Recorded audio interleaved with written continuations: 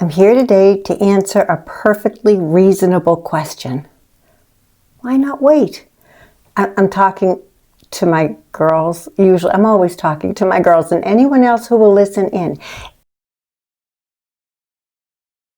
If I can reverse the worst of my early Alzheimer's symptoms simply by changing my diet, avoid ultra-processed foods. Spoiler, that's the whole takeaway. But if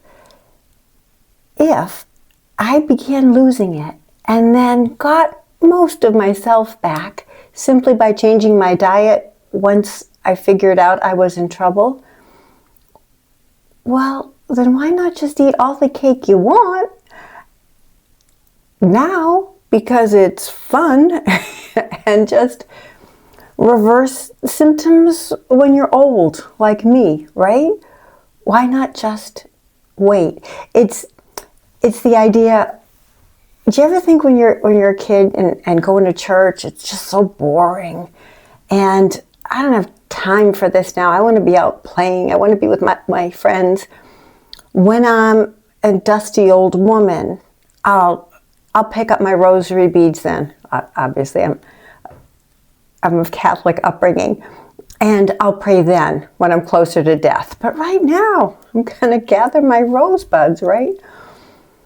So I won't take that argument apart, but it's kind of analogous, isn't it? Like, yes, I know maybe I'm not doing the best I can be doing for my brain right now, but hey, Mom, you fixed it when you got old, so I'll just fix it when I get old if I have to. I think that argument makes a lot of sense, but I want to push against it. I'm going to tell you today, I'll try and be brief, 3 reasons why that's a terrible idea. Don't wait. Eating to support your brain, eating for good brain health, has 2 tremendous side benefits.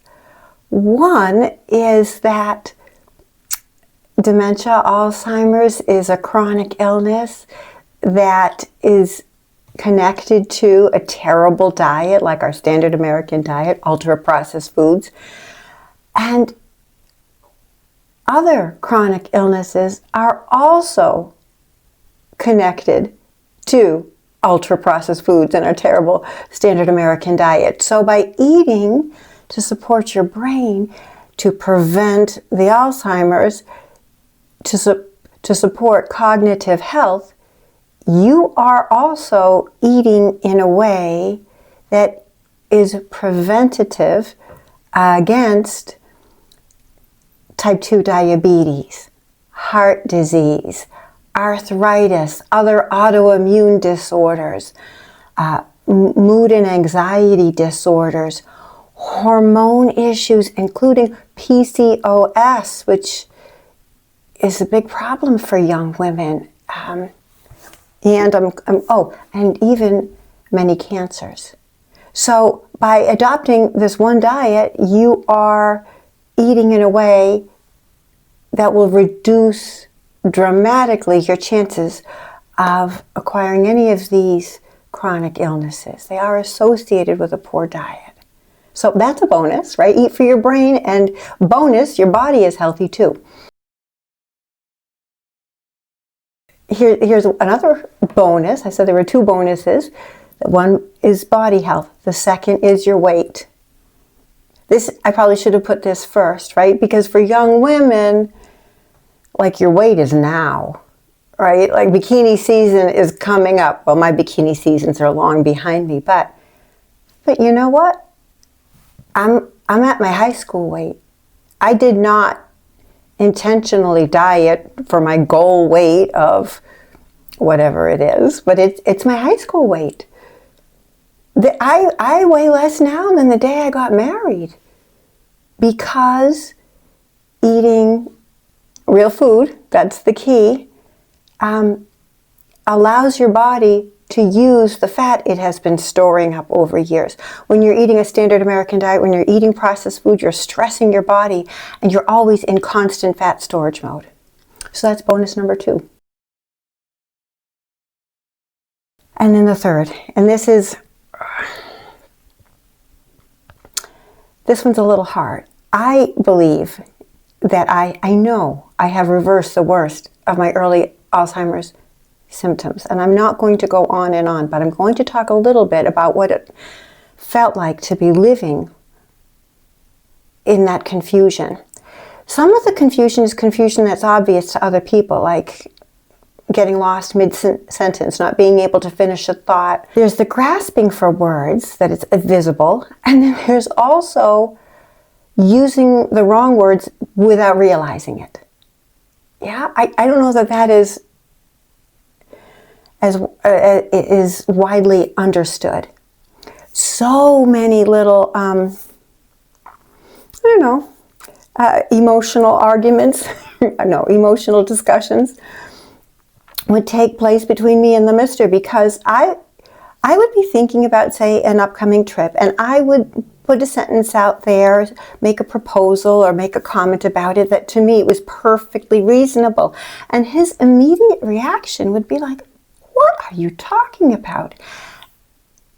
I would immediately understand that he didn't like my idea. And so now I am responding to his insulting my proposal. So now I'm digging in my heels even more. And we go back and forth for a little bit, and he'll say, finally, he will repeat back to me,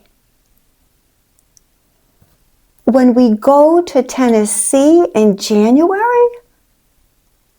"We're not going to Tennessee in January." And only then would I hear it. And only then would I realize that I said the wrong state, or I said the wrong month, or I named the wrong daughter, or I named the wrong trip. I'd get the category right, but I'd misstate one of the important pieces of information. He wasn't really pushing back against my idea. He was just trying to figure out what I was saying. And then I would be all flustered. And I'd say, "June, you know what I meant." And he'd be like, "No, I had no idea what you meant." Oh, so there's that struggle as well. I would also put myself in a situation where things didn't match the reality in my head, so I would invent things. My most classic example of this was I was actually going to my primary care doctor, and I've been seeing the same doctor for, 30 years in the same office, in the same building. And I drive to this appointment, and I park the car in the garage, and I go into the lobby, and I get to the elevator, and I don't really remember what floor she's on, but that's okay because it's on the sign in the lobby, but it's not there. And I think that's strange. And I get into the elevator, and I look for her name listed, her practice listed in the elevator, so I know which floor to go, and it's not there. And I decide at that moment, they must have changed offices and forgotten to update the sign. That's all right. Everybody makes mistakes. It's not a problem. I wasn't worried. I got off at a random floor, went to a random lobby, and went to my chart app so that I could see. I'm like, I'm sure there'll be an announcement there. And I go looking for the announcement. There's no announcement. Now I'm a little annoyed. But there is a thing, Eileen, you have an appointment in 5 minutes. Would care to check in? I hit the button to check in. I'm here. And now I go out and do a Google search of the practice name, thinking, okay, in there they will list who's where. Well, long story short, I was in completely the wrong building. It was a medical building. I have seen other doctors there, but never this doctor. I had no idea that I was in the wrong place. None. Even when I was presented with mounting evidence that I was. All of which is to say, these things are not happening anymore. I have reversed the worst of my early Alzheimer's symptoms, but I don't trust myself. I do not trust myself. because I didn't know when it was that I was saying the wrong words. And I didn't know when I was in the wrong building. So my self-confidence is, it's shattered. And I don't want that for you, my girls. So, 3 reasons not to wait on eating for brain health. Number 1, the diet that supports your brain also supports body health. Number 2, the diet that supports your brain supports optimal weight. And number 3, the diet that supports your brain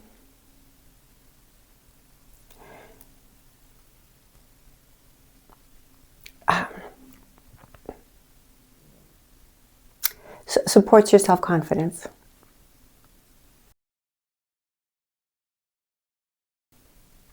Eat real food, my girls, and anyone else listening in. I think there are 4 of you, and I thank you. Why? Because I love you.